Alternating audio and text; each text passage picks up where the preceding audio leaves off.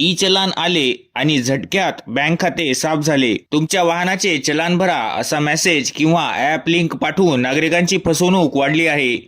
E चलानच्या नावाने APK file आपोआप install होऊन मोबाईल हॅक करते. तसेच बँक खात्यातील रक्कमही साफ होते.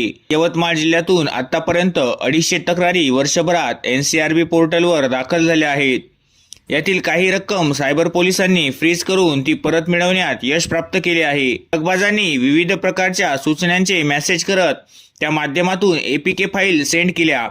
यामध्ये ई चलान भरण्यासंदर्भात सर्वाधिक मेसेज आले आहेत.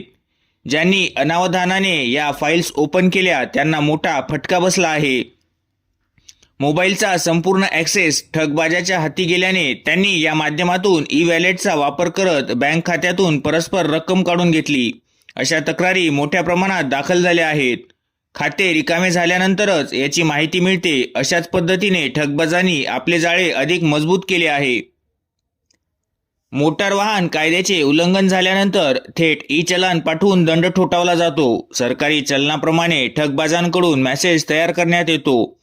आज प्रत्येकाकडे दुचाकी चारचाकी वाहन आहे. नियम मोडल्याने चलान असल्याचे समजून मेसेज उघडल्यास त्यातील एपीके फाईलमुळे मोबाईलचा ॲक्सेस ठगबाजांच्या हातात जातो.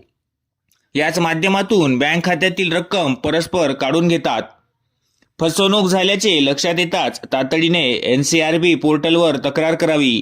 यासोबतच 1930 टोल फ्री क्रमांकावर तक्रार करून तत्काळ ठगबाजांची उडवलेली रक्कम होल्ड करता येते.